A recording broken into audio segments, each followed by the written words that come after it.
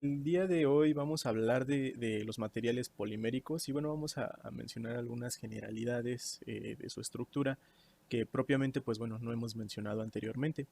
En este sentido pues bueno, vamos a definir un polímero justamente como un material que proviene de una reacción de polimerización.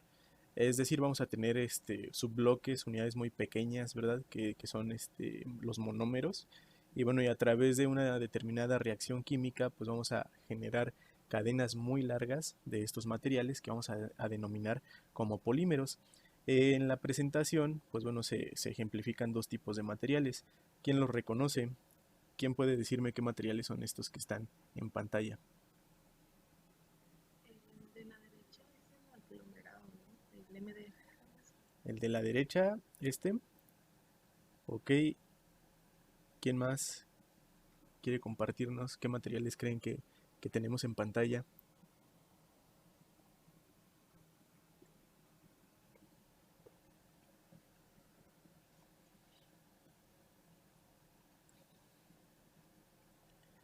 Ok, pues bueno, la imagen derecha pues es madera, ¿no?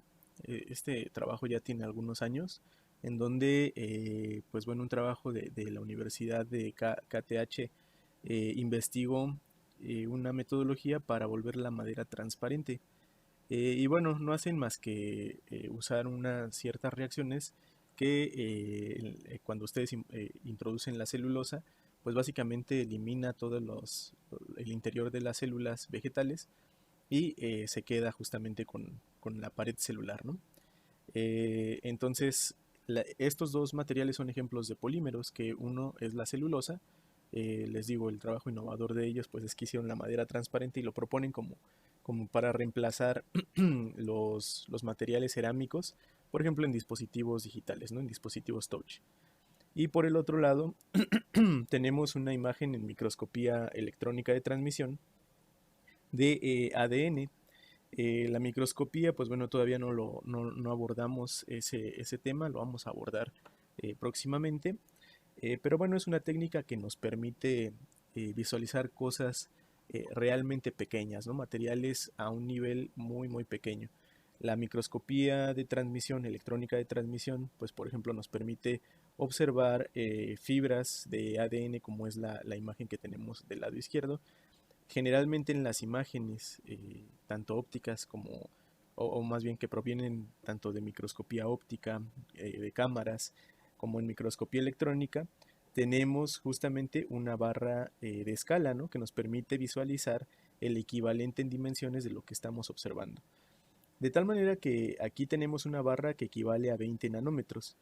Eh, para que nosotros podamos hacer una relación de tamaño, me gustaría que recordaran, por ejemplo, cuál es la longitud de onda del color rojo aproximadamente. ¿Quién recuerda? Aproximadamente 700 nanómetros. Así es, ¿no? Aproximadamente 700 nanómetros. ¿Qué significa esto?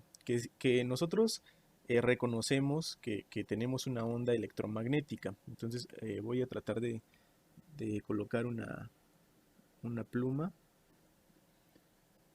Una onda electromagnética, pues bueno, sabemos que más o menos se comporta así, ¿no?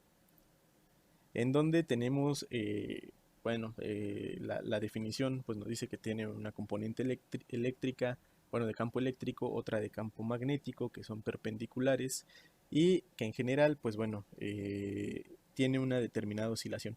Si nosotros pudiéramos congelar una onda electromagnética en un instante de tiempo, tendríamos algo así, ¿no?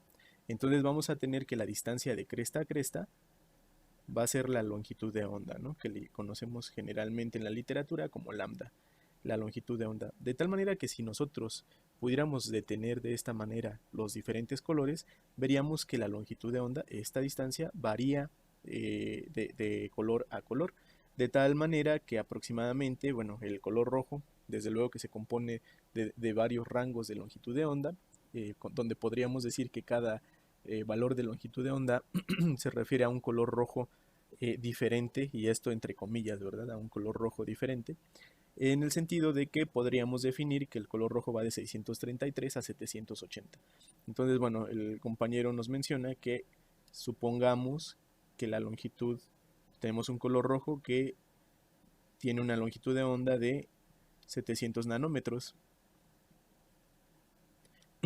¿Qué significa esto? Bueno, esta barra de aquí de 20 nanómetros es evidentemente mucho menor que 700 nanómetros, de tal forma que cuántas veces cabe esta barra de 20 nanómetros en la longitud de onda del color rojo. ¿Qué me puede decir? ¿Cómo, perdón? 35.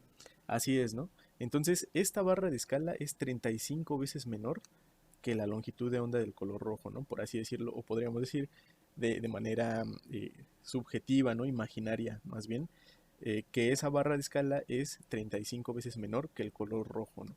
Entonces, así de pequeños detalles podemos distinguir en la microscopía electrónica de transmisión.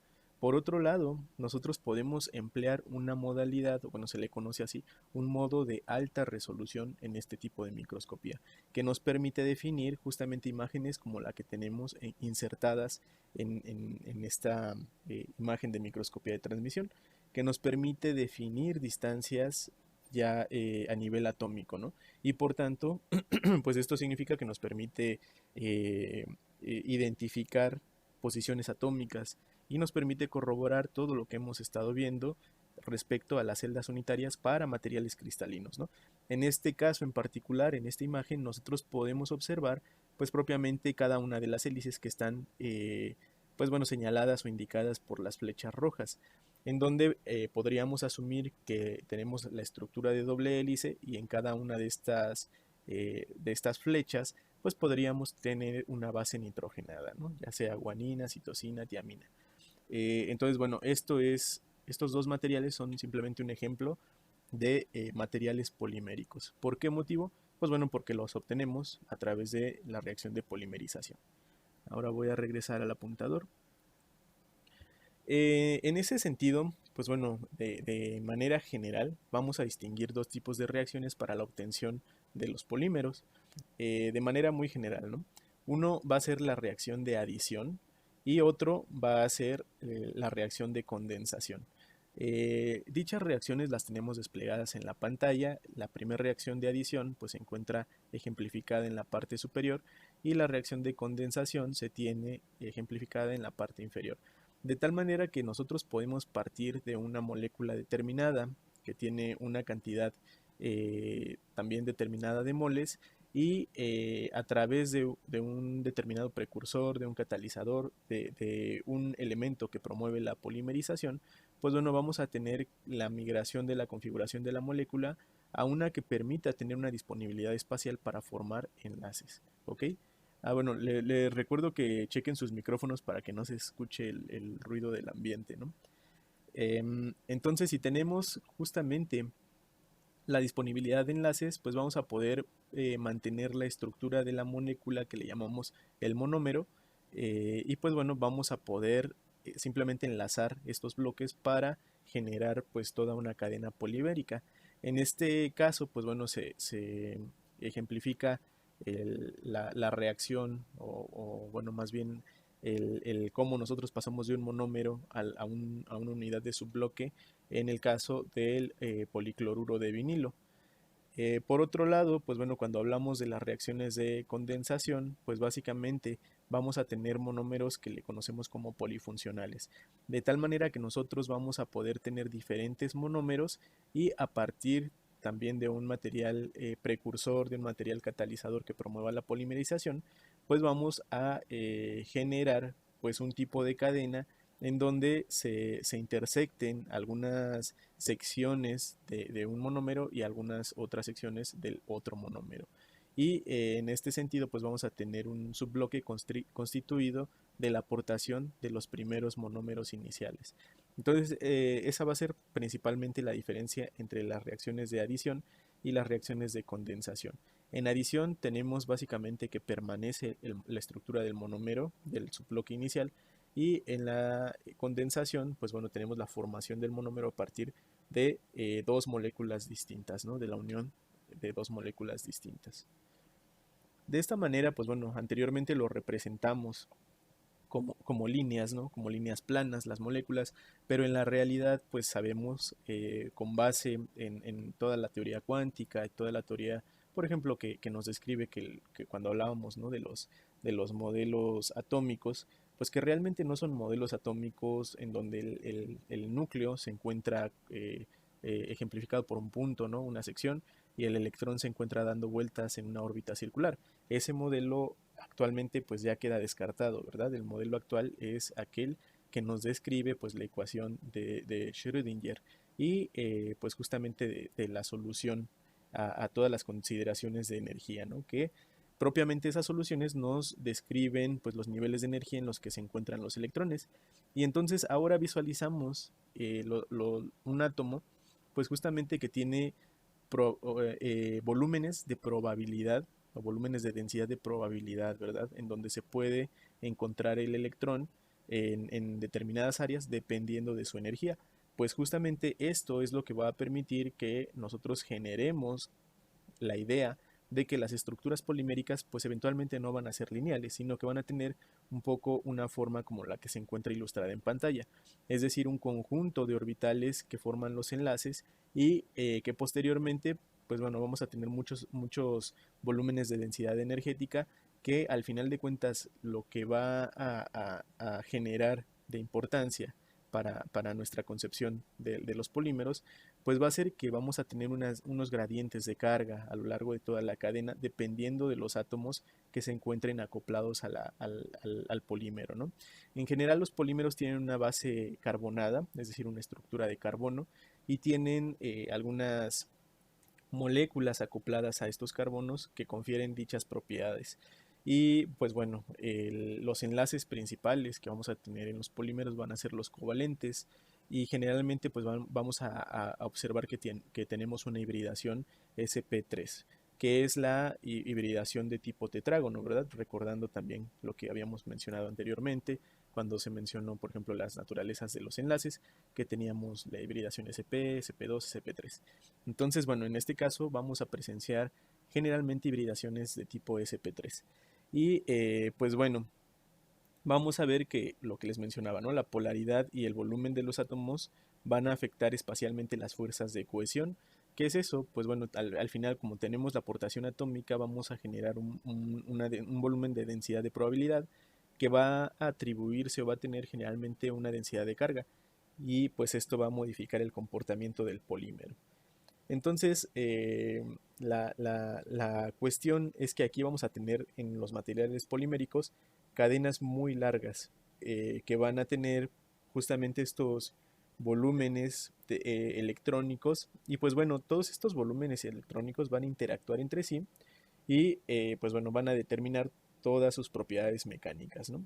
Entonces, todas las propiedades mecánicas, digamos como punto importante de esta diapositiva, todas las propiedades mecánicas de un polímero van a venir dados o van a venir dictados por las propiedades electrónicas que se encuentran en los orbitales de los átomos que constituyen a toda la cadena. Entonces eso va a ser una cuestión importante, ¿no? En este sentido. Ahora,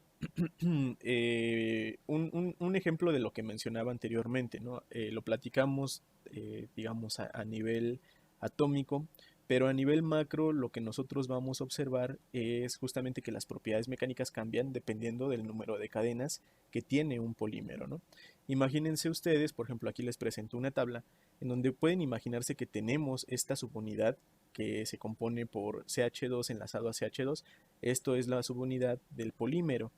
Entonces, si nosotros suponemos el comportamiento de esta molécula por número de subunidades, lo que vamos a observar es que si tenemos simplemente una subunidad, es decir, no significa que nada más estemos estudiando una molécula, ¿verdad? Sino que podemos suponer que tenemos un mol, que tenemos un litro, que tenemos un volumen grande de un material que es justamente esta subunidad, pero que simplemente se encuentra presente en términos de esta molécula, ¿no? Es decir, simplemente tenemos CH2, CH2 y hasta ahí llega la molécula. Pero tenemos muchas moléculas interactuando entre ellas. Entonces vamos a observar que cuando tenemos esta subunidad, es decir, simplemente una molécula de este estilo interactuando con muchas, tenemos la presencia de un peso molecular, pues bueno, de 30 gramos por mol, y que el estado físico a 20 grados va a ser gaseoso, ¿ok? Entonces, si tuviéramos un litro, por ejemplo, de estas moléculas, pues el estado a 20 grados sería gaseoso. ¿Qué pasa si esa misma cantidad de materia, respetando, por ejemplo, si tenemos un volumen de un litro o si teníamos una cantidad de 1 kilogramo, ahora en lugar de que sea simplemente una subunidad, ahora tenemos 6 subunidades, es decir, formamos una molécula de 6 de estas subunidades y son cadenas que eventualmente pues son más largas que el ejemplo anterior, 6 veces más largo, pero tenemos muchas en interacción unas con otras. Pues bueno, vamos a ver que el peso molecular aumenta, desde luego por cada cadena, ¿no? El peso molecular sería ahora de 170 gramos por mol y el estado físico a 20 grados sería líquido, ¿no? Si nosotros incrementamos ahora la cantidad de estas subunidades a 35, pues bueno, vamos a ver que el peso molecular incrementa y que el estado físico ahora es distinto, ¿no? Sino que se comporta como grasa. Y si nosotros rebasamos ahora las 100 unidades, nos vamos hasta 430 unidades, vamos a observar, bueno, pues que el peso molecular ya es bastante alto y que el estado físico a 20 grados pues sería más bien como una resina. Entonces esto es importante porque aquí nosotros no estamos cambiando ninguna propiedad, por así decirlo, química, ¿no? No estamos adicionando átomos diferentes, pero lo que estamos haciendo es simplemente adicionar subunidades a las moléculas que interactúan entre ellas y lo que observamos es un cambio completo en las propiedades físicas a macroescala. ¿Qué nos dice eso? Pues bueno, va de la mano con lo que comentábamos anteriormente, en el sentido de que el hecho de que tengamos cadenas largas involucra que nosotros tenemos la oportunidad de que estas cadenas tengan una interacción electrostática, una interacción electrónica con las otras cadenas de una manera distinta a como se tiene con subunidades de diferentes tamaños, ¿no? Y eso que repercute, pues bueno, pues simplemente que tengamos propiedades físicas diferentes, ¿no? Entonces eso va a ser importante, ¿no? La parte de propiedades mecánicas, resistencia mecánica, elasticidad, temperatura de transición vítrea, que es un concepto que vamos a hablar un poco más adelante, temperatura de fusión, pues van a ser propiedades que nosotros vamos a poder asociar al peso molecular. Entonces el peso molecular pues se vuelve una característica importante a la hora de caracterizar polímeros. De tal manera que generalmente cuando nosotros hacemos una reacción de polimerización, podemos obtener una distribución estadística, pero generalmente no vamos a obtener el producto que deseamos purificado al 100%, ¿no? Es decir, si nosotros promovemos una polimerización, imagínense ustedes con el mismo ejemplo que mencionábamos anteriormente, de una longitud de 2 unidades moleculares, ¿no? que mencionábamos, pues generalmente nos puede quedar a lo mejor el 50% de 2 unidades, el 30% de 3. Entonces es esa la cuestión, ¿no? Que refinar un poco la síntesis de los polímeros, pues bueno, va a ser complicado. En cierta forma vamos a poder tener o hablar de impurezas de los mismos polímeros, porque no son de la longitud que nosotros deseamos. En ese sentido, pues bueno, podemos reconocer que una curva característica de la síntesis de un polímero, pues va a resultar como la que se muestra en pantalla, es decir, una mezcla de moléculas que vamos a poder identificar diferentes pesos moleculares, ¿no? En esta gráfica nosotros tenemos la dispersión de pesos moleculares que se ilustra por esta curva y en donde también se ilustra dos picos principales, dos máximos principales de peso molecular, en donde en el máximo absoluto podríamos distinguir una M mayúscula subíndice N y en el máximo que pudiera provenir de una deconvolución, ¿verdad? De esta envolvente, tendremos una M mayúscula W. Entonces hablamos de por así decirlo, dos especies de polímeros con pesos moleculares distintas, ¿no? Dos moléculas con pesos diferentes, con pesos moleculares distintos. Y bueno, y vamos a hablar de una fracción en peso que es W subíndice I, de tal manera que la reacción, o más bien la relación que nosotros podremos de terminar teniendo esa curva característica son las que se muestran en esta parte, ¿no? En donde m mayúscula subíndice n, que recordemos que era el máximo absoluto, es decir, al polímero que probablemente nos interesaría sintetizar, pues va a venir dictado por la sumatoria de ni que multiplica a mi y dividido entre ni, ¿no? Que es, bueno, muy parecido básicamente a sacar la estadística o el promedio, ¿no? Y entonces con estas expresiones vamos a poder calcular o vamos a poder saber qué porcentaje de cada subespecie de polímero, o bueno, de cada subespecie de molécula estoy obteniendo, ¿no? en mi polímero. Y bueno, por el otro lado, M mayúscula W, que sería básicamente el correspondiente al segundo, a la segunda aportación en peso molecular de la molécula polimérica, pues bueno, tendríamos el cálculo por la sumatoria de N mayúscula subíndice I por M mayúscula subíndice I al cuadrado, dividido entre la sumatoria de N subíndice I multiplicado por M subíndice I. Y bueno, recordando en donde n mayúscula subíndice i, pues bueno, va a representar el número de moles de las especies del el peso molecular determinado, ¿no? Entonces, a partir de estas relaciones, nosotros vamos a poder, teniendo una curva así, poder identificar la fracción de cada una de estas componentes. Por otro lado, pues bueno, hablábamos, ¿no? Que generalmente en una síntesis, pues vamos a tener un polímero que a lo mejor, pues bueno, no se va a constituir de la manera en como nosotros lo diseñamos. Realmente el tener una síntesis al 100% va a ser algo complicado. Aparte de lo que ya mencionamos, nosotros vamos a poder hablar de copolímeros, en el sentido de que cuando nosotros tenemos un proceso de polimerización y empleamos lo que les comentaba, ¿no? A lo mejor más de 2 monómeros, nosotros vamos a poder tener diferentes formas en cómo nosotros generamos ese polímero resultante, ¿no? De tal forma que si empleamos esta metodología, es decir, empleamos 2 monómeros distintos, el producto resultante lo vamos a conocer como copolímero, ¿ok? De tal manera que, bueno, vamos a distinguir 3 estructuras principales, 3 clasificaciones. Hablamos del copolímero de bloque, es decir, en este esquema nosotros tenemos una sección amarilla y una sección azul. La sección amarilla ilustra un tipo de polímero, la sección azul, la sección amarilla ilustra un tipo de monómero y la sección azul otro tipo de monómero diferente al amarillo, ¿ok? Entonces aquí lo que observamos es que la reacción de polimerización simplemente nos da que primero se ensambla a lo mejor el monómero A, después sigue el monómero B, después el monómero A y después el monómero B y así sucesivamente. Cuando tenemos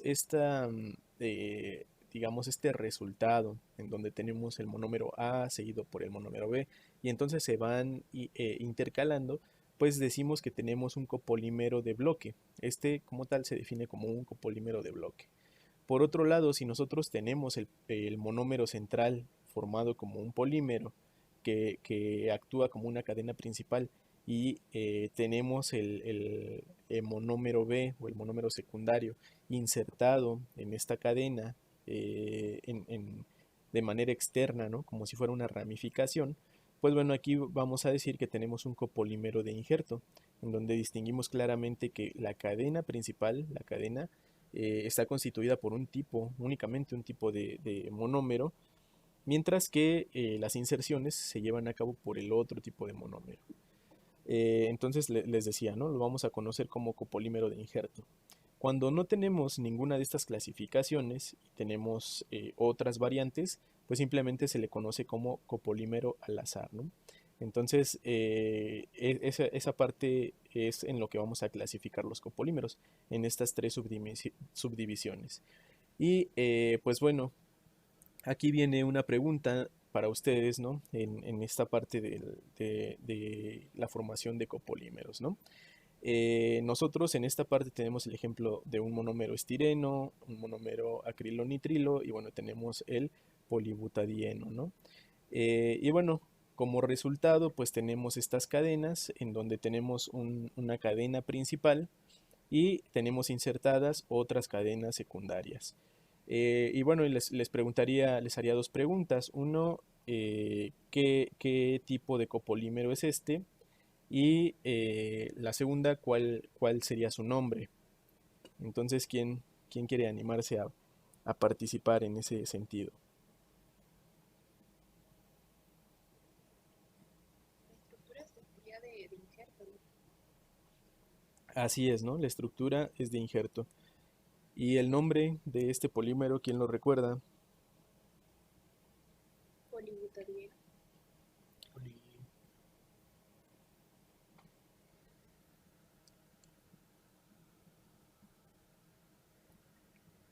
Bueno, el nombre de este polímero seguramente lo han escuchado, se ha puesto de moda, ¿no? Recientemente en los procesos de manufactura aditiva, ¿no? Y bueno, se le conoce como ABS, ¿no? Que es el acrilonitrilo butadieno estireno. Entonces, aquí vienen preguntas muy interesantes, ¿no? Por ejemplo, este material, pues sí se usa en las impresoras 3D, se parte de un filamento. Entonces, yo les preguntaría si con esta parte, ¿no? Como hemos definido a los polímeros, como hemos definido que el tamaño de los monómeros modifican las propiedades mecánicas del material. ¿Qué pensarían ustedes si, por ejemplo, yo les propongo, bueno, a lo mejor seguramente no soy el primero que les propone eso, ya lo han escuchado anteriormente, pero ¿qué pasaría si tomamos las botellas de PET o las botellas de refrescos, en general las botellas de detergentes, de polímeros, que ya no se usan, las trituramos, obtenemos pellets, que no es otra cosa más que pastillas muy pequeñas, ¿verdad? Después de haber triturado el polímero, las fundimos y hacemos filamentos para impresoras 3D de polímero. ¿Creen que esto funcionaría? ¿Creen que las propiedades se respetarían de los polímeros? ¿Qué piensan?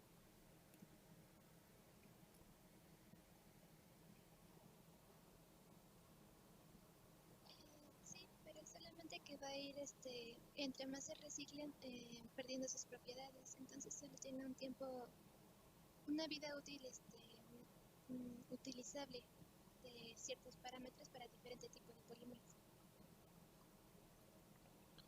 Ok, Por ejemplo, si necesitaran agregarse como que más funciones que sean resistentes em, o durabilidad, o sea, se necesitarían ponerle algunos aditivos para que fuera el material más óptimo de lo que se desea en el mercado. Pero, o sea, el plástico en sí se podría reutilizar cierta cantidad de veces hasta cierto límite, porque si no se vuelve ya inutilizable y si termina siendo residuo o basura. ok, así es, ¿no? Necesitamos tener algunas consideraciones. ¿Por qué? Porque la función del polímero viene dado por la extensión del monómero. Si nosotros de alguna manera modificamos la extensión del monómero, que es lo que estamos haciendo, ¿no? A la hora de a lo mejor promover una temperatura alta o simplemente mecánicamente separar estas cadenas, ¿no? Básicamente es como si nosotros tuviéramos esta cadena y mecánicamente la rompemos a la mitad. Eh, entonces, el hecho de que nosotros modifiquemos la extensión de los monómeros modifica totalmente las propiedades mecánicas. ¿Por qué? Por lo que hemos visto anteriormente, ¿no? Al final, cuando nosotros obtuvimos estas cadenas inicialmente, se obtuvo por un proceso de polimerización. Entonces, propiamente tendríamos que restablecer esa polimerización porque el hecho de que nosotros modifiquemos la extensión de las cadenas modifica su interacción con las otras cadenas y al final pues pasa lo que comentaba su compañera, ¿no? Que se vuelve un desperdicio, bueno, se vuelve basura, ¿verdad? El polímero que queremos reutilizar. ¿Por qué? Porque pierde completamente sus propiedades mecánicas. Entonces, yo les preguntaría ahora, ¿por qué la impresión 3D, por qué en la impresión 3D con los filamentos de ABS, de PLA, no sucede esto que les menciono? Ustedes usan el filamento y tienen las propiedades del polímero, ¿no? ¿Por qué motivo creen que sea esto?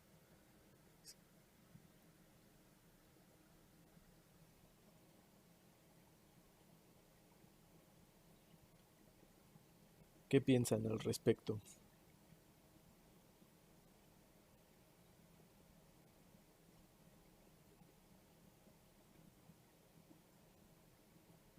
Pues bueno, simplemente es la disposición, ¿no?, de las cadenas que integran al polímero. Por ejemplo, retomando el ejemplo del ABS, tenemos una estructura de un polímero del tipo copolímero de injerto, en donde si estas cadenas propiamente no vienen injertadas, pero se conoce la temperatura para que nosotros podamos promover este enlace, este injerto, entonces podríamos introducir las moléculas de manera separadas, ¿no? Podríamos tener las estructuras del polibutadieno y las estructuras o las cadenas el acrilonitrilo, ¿no? Y entonces, cuando nosotros promovemos una temperatura, generamos la formación de estos enlaces y la disposición del polímero. Entonces, propiamente aquí es algo distinto porque no estamos modificando la extensión de las cadenas y por ello se respetan las propiedades mecánicas en la parte de filamentos, ¿no? Entonces, cuando nosotros pensemos justamente en promover un proyecto o en realizar una cuestión enfocada a la cuestión de reciclaje de polímeros, tenemos que ser conscientes de ello, ¿no? De que nosotros no podemos modificar la extensión de los monómeros porque esto involucra que vamos a modificar como tal las propiedades mecánicas, ¿no? Y eso es algo que no queremos a la hora de que hablamos justamente de reciclaje. Ahora, existe también una definición interesante de los polímeros en donde nosotros podemos definirlos como termoplásticos o termoestables. Desde luego que las definiciones que muy seguramente ustedes han escuchado para la cuestión de termoplásticos, pues bueno, son que los termoplásticos son polímeros que a través de que nosotros proporcionamos una temperatura, estos pueden modificar sus propiedades mecánicas, es decir, pueden a lo mejor ablandarse, ¿no?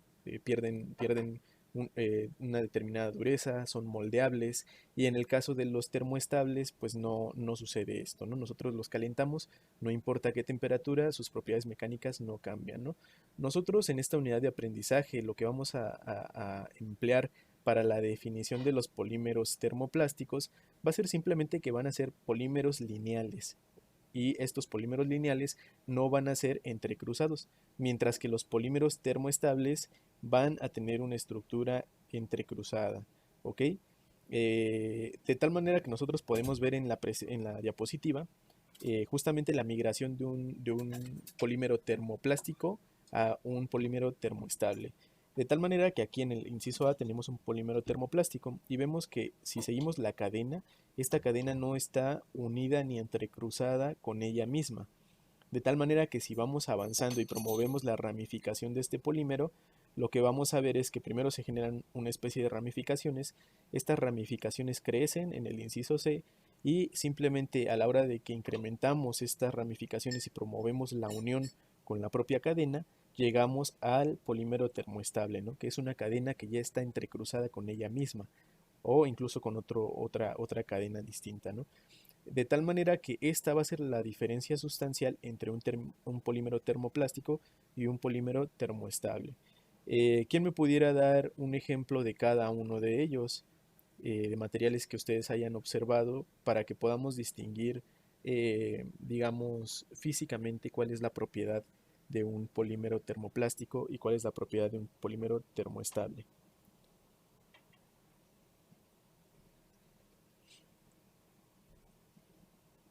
Yo he visto, profesor, algunos silicones que ocupan, por ejemplo, en cocinas industriales, Ajá, pero también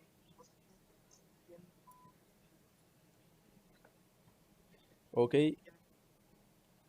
así es, ¿no? Los polímeros, por ejemplo, en cocinas industriales, que son generalmente silicones, son polímeros termoestables, digo, perdón, termoplásticos.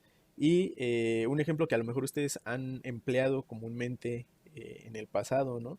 Es el Thermofit, que es un polímero que ustedes lo colocan a lo mejor en un cúmulo de cables, le colocan una fuente de calor como un encendedor, y entonces este polímero se ajusta y se estrecha, ¿no? Entonces es un termoplástico en ese sentido. Por otro lado, ¿quién me podría decir un ejemplo de un polímero termoestable? Ustedes también han usado polímeros termoestables, particularmente en sus proyectos, ¿no? o en sus prácticas de electrónica.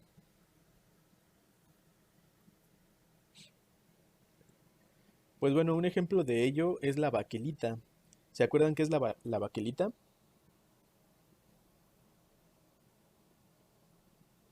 La parte rígida de las placas fenólicas. Así es, la parte rígida de las placas fenólicas, que básicamente es un polímero. Entonces no sé si alguna vez ustedes han dejado el cautín arriba de la baquelita, ¿no? Como no hay una superficie, a lo mejor dicen, bueno, lo voy a recargar aquí en la baquelita. Y el cautín pues obviamente está caliente. ¿Qué le pasa a la baquelita? ¿Se funde? O qué han visto que le sucede? Solo se le hace como un puntito café. Así es, ¿no? Nunca vemos a la baquelita que se funde a pesar de que colocamos el cautín caliente. Ese es justamente el ejemplo del comportamiento de un polímero termoestable y va a ser una característica fundamental que los polímeros termoestables no van a fundir. Entonces, a nosotros colocamos el cautín, simplemente se empieza a calcinar el polímero, pero no se funde y sus propiedades mecánicas pues no se modifican, ¿no? Y bueno, van a ser también por las mismas propiedades de ramificación entrecruzada con su propia estructura, pues que van a ser materiales muy estables ante corrosivos o ante solventes, ¿no? En este sentido, este tipo de materiales no van a ser solubles, ¿no? Van a ser muy difícil que nosotros lo podamos meter en una sustancia no polar y que lo podamos deshacer, ¿no? Por ejemplo, lo que pasa con el unicel, que nosotros tenemos unicel, le colocamos acetona y el polímero pues se disuelve automáticamente, ¿no? Eso no lo vamos a ver con los polímeros termoestables. Entonces, bueno, esa es la diferencia entre polímeros termoplásticos y polímeros termoestables. De otra manera, pues bueno, podríamos hablar de la configuración, una configuración de polímeros, una vez que nosotros tenemos una cadena y a esa cadena de polimérica le añadimos un grupo funcional determinado. Por ejemplo, en esta diapositiva se muestra como grupo funcional el CH2, ¿no? Unido a esta estructura. Entonces, lo que vamos a decir es que podríamos tener pues bueno, ciertas clasificaciones, ¿no? Por ejemplo, si estos grupos funcionales quedan del mismo lado respecto a un plano, pues vamos a conocerle como una configuración isotáctica. Posteriormente, si quedan alternados, pues bueno, vamos a llamarle una configuración eh, sindiotáctico, que es este esquema que tenemos aquí. Y posteriormente, si no tenemos ningún patrón, pues se va a llamar atáctico. Entonces, en esta parte bueno, vamos a tener simplemente esta configuración. ¿Ok? Por otro lado, perdón, lo que vamos a tener también es la presencia de que vamos a poder reconocer polímeros amorfos y polímeros cristalinos, ¿no? Vamos a poder distinguir una cristalinidad determinada en la parte de polímeros. Y bueno, y en ese sentido, pues nosotros vamos a poder reconocer en este esquema que cuando nosotros tenemos un polímero amorfo, realmente estamos refiriéndonos a la estructura pues bueno, de los átomos, ¿no? Que nosotros propiamente podemos describirlo con cualquiera de los empaquetamientos que hemos mencionado anteriormente, en ese sentido. En ese sentido, pues bueno, vamos a poder colocar, pues que aquí no tenemos ningún ordenamiento típico de la estructura. En ese sentido, si nosotros empezamos a tener un ordenamiento preliminar de la estructura, vemos en el inciso B que algunas de las secciones del polímero, pues bueno, tienen un alineamiento determinado. Y finalmente, cuando tenemos el inciso C, pues entonces ya tenemos la estructura completamente empaquetada, ¿no? Y que propiamente para que hablemos que el polímero es cristalino, tenemos que reconocer que el polímero, pues bueno, sigue la descripción de alguno de los grupos funcionales, bueno, perdón, de los grupos teóricos o de la parte de teoría de grupos, perdón, que nos permiten reconocer estructuras de tipo FCC, de tipo primitiva. Entonces, a partir de ello, pues vamos a poder reconocer que tenemos polímeros cristalinos. Y bueno, actualmente se encuentra en tendencia la generación del alineamiento de estos polímeros a partir de electricidad, que bueno, dado a que la orientación de estas cadenas puede modificar justamente pues sus propiedades ópticas a partir del alineamiento de sus cadenas. Y bueno, les comentaba que un punto de temperatura de transición vítrea va a ser fundamental para la caracterización de los polímeros. Entonces, en esta diapositiva nosotros podemos observar la diferencia entre el punto de transición vítrea y el punto de fusión. De tal manera que si nosotros estudiáramos el avance de la temperatura en un polímero de manera específica, pues lo que tendríamos pues es que vamos a hacer el recorrido correspondiente del incremento, ¿no? Aquí en el origen tenemos temperatura cero y la temperatura va incrementando hasta que nosotros podemos observar esa parte. Y pues bueno, aquí observamos un volumen específico.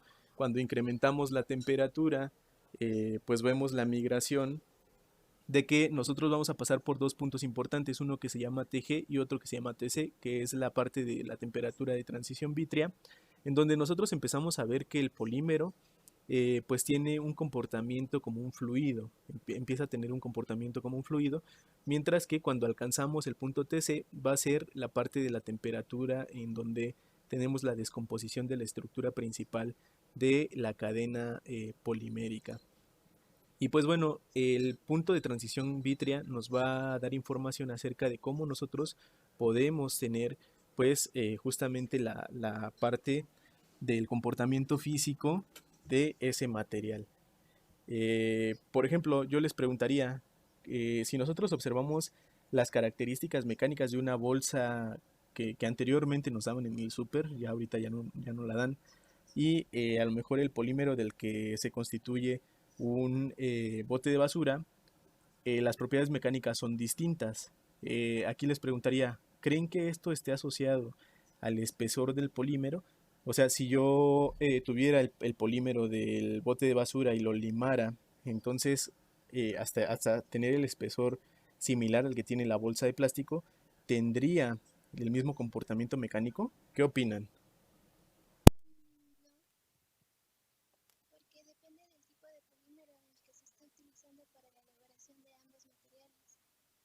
Por ejemplo, en la bolsa, la mayoría de las ocasiones cuando las solían dar, solía ser de un polietileno de alta o baja densidad, que sería el PHA, me parece. Em, y lo que sería para un bote de basura, por lo general es un PC, policarbonato. La bolsa se tiene que hacer por una tipo de máquina que es por soplo. Lo que hace es que por una punta estaría ahora sí que soplando el material y hace que se vaya inflando generando que después se tenga que frenar por unos rodillos y se vaya generando ahora sí el hueco que debe existir adentro de la bolsa y ya se va deformando. Y con el otro se necesitaría otro tipo de maquinaria y material que como decía era el policarbonato y sería puede ser por rotación, bueno, máquina de rotación o de extrusión. Y la propiedad mecánica depende por eso de que se ocupen diferentes tipos de polímeros, porque un polímero nunca va a ser igual a otro. Por ejemplo, el policarbonato es más duro, por eso las botas de basura son más rígidas, para que no se anden como suavecitos ondeando. Y la bolsa de basura, bueno, sí, la bolsa de basura o la del súper tenían que ser como de que pudiese existir el material que estuviese dentro, ya sean papitas, comida y demás, existiendo durante más tiempo de vida útil, que no se echase a podrir. Por eso se ocupaba un polietileno de alta o de baja densidad. El de alta densidad hace que permita que la comida dure más tiempo. Y la de baja densidad realmente solo le da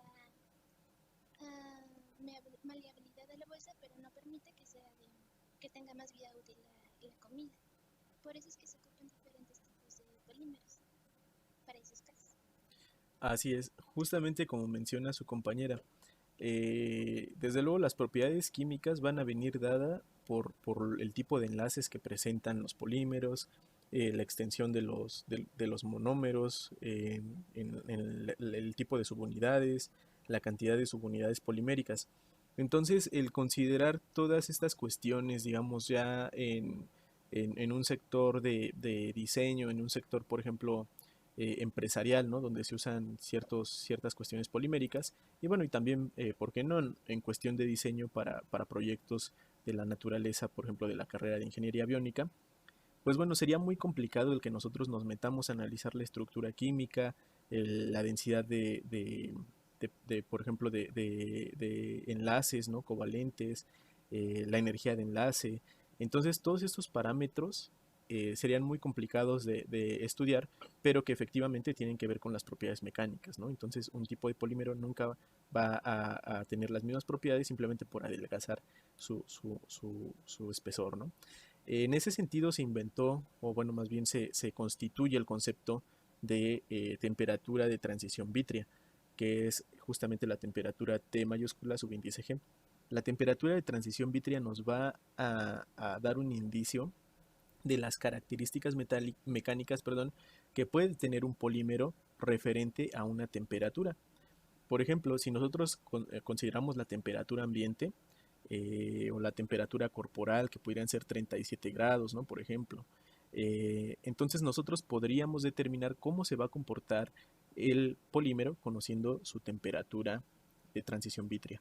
En este sentido, si nosotros fijamos la temperatura de 37 grados, por ejemplo, y tenemos un polímero con transición vítrea menor que 37 grados, por ejemplo, supongamos una temperatura de transición vítrea de menos 50 grados, ¿no?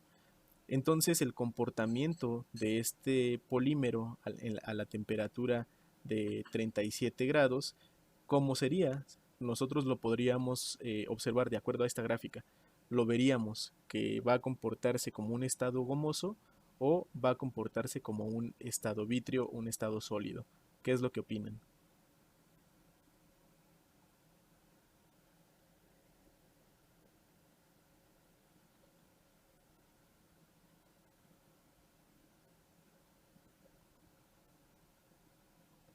Tenemos, nuevamente no mencionando, tenemos 37 grados en el ambiente en donde va a estar el polímero y su punto de transición vítrea está en menos 50. Significa que este punto de transición vítrea, estas curvas van a ser características de los polímeros, ¿no? De todos los polímeros.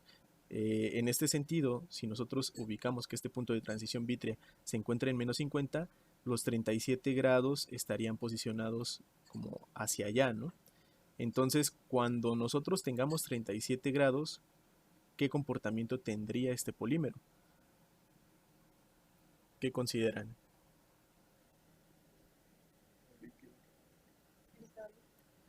Así es, ¿no?